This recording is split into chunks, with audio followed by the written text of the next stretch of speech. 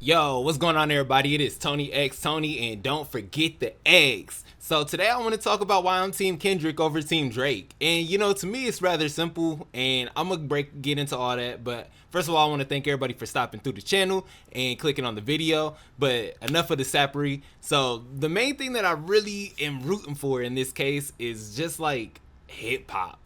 Like, above everything else, I'm rooting for hip hop. So before I get into my whole reasons on why I'm rooting for Drake over or Kendrick over Drake, don't take it wrong. Like, I really enjoy both of these artists, and I enjoy everything that's going on right now. Super geek to like be experiencing something like this. It's not every single day that you really get the chance to like experience mainstream, like just actual rap taking place where people have stuff on the line, not just like death and all the kind of crazy stuff that was going on there for a minute when like everything was just mad wild and everybody was dying.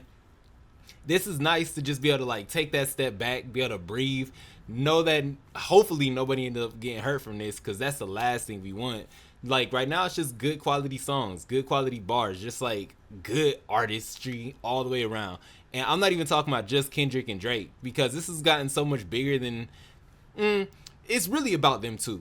But it was fun while like Kanye got in on the like that Future, then we had Metro, then on Drake's side we had Cole for a minute, and like it really kind of does seem like it's 20 versus 1 with Drake.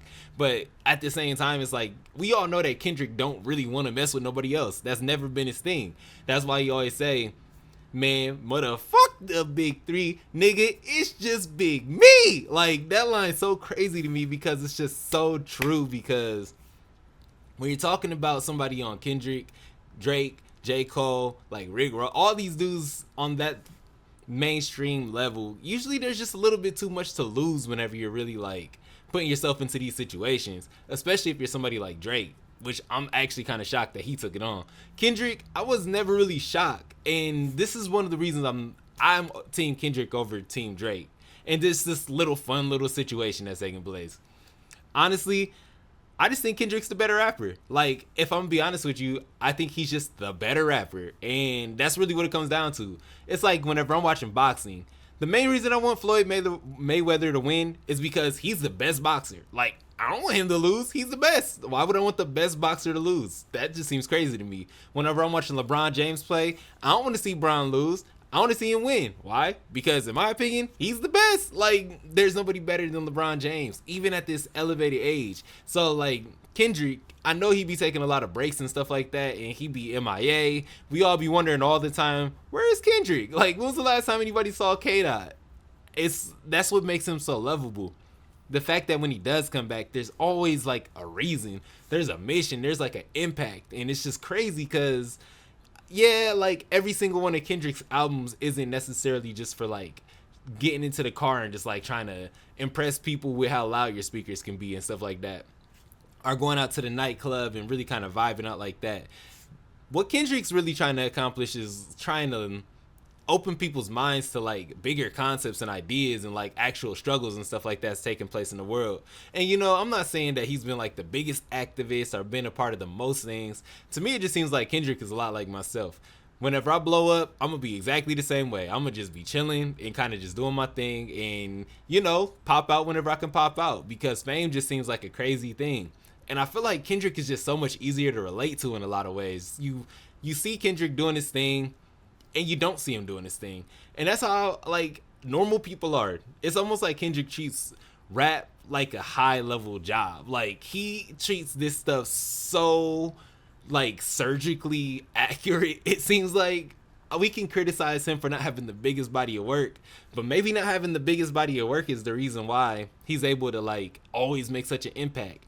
And let me get on Drake's side, because like I love Drake. Drake was one of my favorite artists growing up and stuff like that. But it's just he's gotten more disconnected from my lifestyle since I've been like growing up. It's almost like Kendrick, he's grown with us. Like I remember listening to Kendrick whenever I was in college and stuff like that. I still regret the day that I had the chance to go see Kendrick Lamar live whenever it was free. He went to UC whenever he was on his college runs. And then I had the chance, bro. Didn't do it. And, I look back on that moment. Maybe there's a good reason on why it didn't happen. I don't know. But I can't regret it.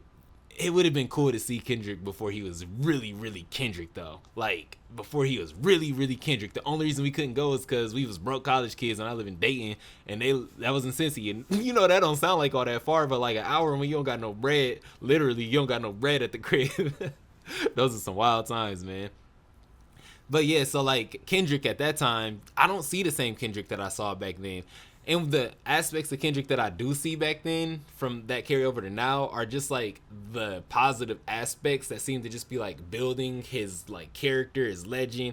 And I feel like that's working for him in this beef, because like in the times where we all had to question Drake's character and like, are you messing with Millie Bobby Brown, bro? Like, come on, be honest with this. And you know, not to put no aspersions on him, but like that's just the kind of stuff that like people are asking, because Drake do be talking to these girls that seem like they might be underage whenever he starts to engage with them in a way that seems kind of inappropriate and stuff like that. And you know, that's the times, as those around those times whenever Drake's persona just changed too. Like, it's funny, me and my little brother, we always talk about how much Drake, his accent changes, like even before Kendrick was calling it out. That's always been one of my biggest like criticisms of Drake, is like, who is Drake? Drake always just feels like this chameleon. It's worked for him. He'd be taking on people's personalities and their personas and like really just like culture vulturing them. And let me not tell you that word. Culture vulture is absolutely the wrong word. Drake is not no culture vulture. But what he does is he will ride somebody else's wave, get on that bad boy, suck all the life from it, make that person mad lit while they are lit, though. Like, if you're that artist, I'm not saying that like Drake is bad. What I'm saying is like, whenever you're an artist that's up and coming and you're about to work with Drake, there's a big chance that like he might come siphon your wave and just ride the wave for himself and then go ride somebody else's. And that's worked for him. Like, he's created a lot of good hits, a lot of good bangers, been a part of a lot of good things. And that's what makes it so like intriguing with him, because like, when did it go wrong? Like, I try to think back at some point on just like the way that his music changed, and Take Care to me is one that's his best project in my opinion. Like, just going back, and I'm not even trying to sound like I'm just like going back to the first stuff or anything, but that's not even the first project of Drake I heard. That's just the one that like really, maybe not Take Care, maybe I don't know, it's gotta be Take Care for me, bro. Like, If You're Reading This Is Too Late was good, but then it got tainted by the whole Quentin Miller thing. So it's just really, and you know what I'm saying? Like, when you think about Drake, you have to think about on all these weird like rap things, and you're like, Drake sometimes just be out of pocket. And not to mention, I can't relate to Drake in the way of like, I'm not out here trying to be stealing nobody's girls and stuff like that. To me, honestly, that's like one of the lamest things that I be seeing niggas do. Like, why are you trying to steal somebody's girl? Leave them be. People be in happy relationships and stuff like that. And people really be out here trying to just like home wreck and stuff like that. I remember there was this dude that was with his girl for like 10 years engaged. And, you know, like, this on him. I'm not saying Drake necessarily is a bad guy. He's a bad guy for doing this, but like, I just think it's lame, like, more than anything. So think about it from the perspective of me thinking it's just a lame act. So there's this dude, he was with his fiance for 10 years. That's lame too. Why you with your fiance for 10 years? Go ahead and just put a ring on her after year 3, bro. Like, you're doing way too much after year 3. You gotta know by then. But still, Drake came, swooped his girl, rolled out, and I'm just like, dang. Like, what if year 11 was the year? What if year 11 it had some type of like numerical symbolism to him or something like that, and then this dude comes and does that, and then doesn't even give the chance for this to all follow through. And you know, the girls got to take a huge amount of blame too. Like, all this whole situation is just, that was like a faulty situation to begin with, but still, it's just the principle. And I feel like the reason a lot of people switching up and just to like tap into like 616 in LA, where Kendrick is calling out people for like switching sides and giving him the information, and that's how he's enlightened on all this. Like, he hasn't been calling around, people just been giving him, and maybe he made a call or two, and then everybody's like, oh yeah, real spill, I gotta lock this spill. Like, you know what I mean? It's crazy out here. So now Drake's in this really precarious situation where I don't really know how he's gonna get himself out of it. I don't know how it's possible. I don't know. It just seems like he's backed into a corner. But you just never know. This industry, Kendrick might not be all fallible, like infallible, like he comes across. Like, you just never know. We all are people at the end of the day. He did say y'all spent a huge bag trying to find out stuff about me. I'm sorry, I'm boring. I just want to be at home with the family and kids. That's it. Nothing more, nothing less. So it's just interesting. I don't know what Drake is gonna do, because the one thing I'm not gonna do is count Drake out. He has. I might have to count him out. Because the last time I saw him get into this situation, he backed out, and then he said like it was against Pusha T. Pusha T beat him in the last beef, so I don't know. It's not like Drake's unstoppable or he's unbeatable or nothing like that. It's really just one of them things. Sometimes I think bro bites off more than he can chew. Kendrick, just more than he can chew, going back to back with Euphoria, then 616 in LA. It doesn't even look like 616 in LA is anything but just like a throwaway track, because I don't think he's putting on none of the streaming services where he's going to get residuals and paid and stuff like that from it. And plus the samples, I don't know if those got cleared. So who knows? This is just something that he did just to like spike Drake. Like, all right, bro, I told you. Back to back, I really like that track. Matter of fact, I'm going to get right back to that. Like, that's some crazy stuff. And then it actually played out. I'm rocking with Team Kendrick. The way that he's thinking about all this stuff, he's been methodical. He hasn't been overreacting, posting memes and like all these funny guy things. Like, to be funny, I mean, to be fair, some of this stuff is absolutely hilarious. Like, whenever he posted the 10 things I hate about you meme and the whole thing, I was like, Drake clever out here, bro. And that's what makes this whole beat so good, is that like we're not talking about two scrubs, we're talking about two heavyweights that really know what they're doing.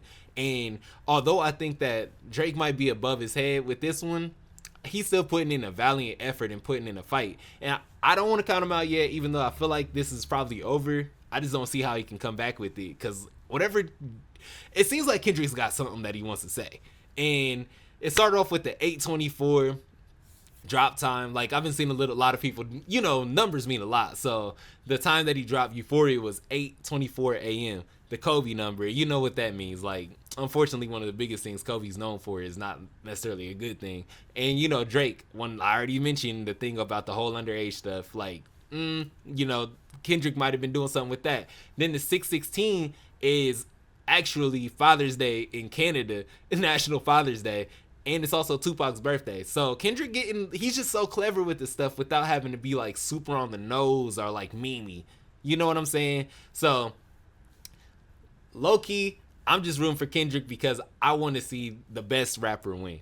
That's it. I want the purity and the sanctity of the sport to stay alive, and for the next time this to happen, there to be a precedent set that like, yeah, this is what it takes in order to win. Just like the history of the game has brought to now. Like, that's why people have been so hard on him, is because we've had like Hit 'Em Ups and No Vaselines and all those kind of songs in the past, where Ether and all these like crazy songs that really kind of shifted the culture and changed it into what it is today. So I'm not like the biggest rap historian, but like I'm super knowledgeable about like obvious things like that. Like, you know what I'm saying? So it's really cool to see that this is replaying history, and one day I'm gonna be able to look back if I ever decide to have kids, or you know, like I'm looking back on some kids that consider me an OG and they're asking my opinion on it. I just can't wait to say like exactly what happened and tell the stories, and that's why I'm doing this YouTube. So the stories that I want to tell, I can tell them while they're fresh on my mind. Anyway, thanks for stopping by, y'all. What team are y'all on? Which team you picking? Do you guys feel what I'm saying? Tell me in the comments below. Like, comment, subscribe, and peace out, y'all. Don't forget the eggs.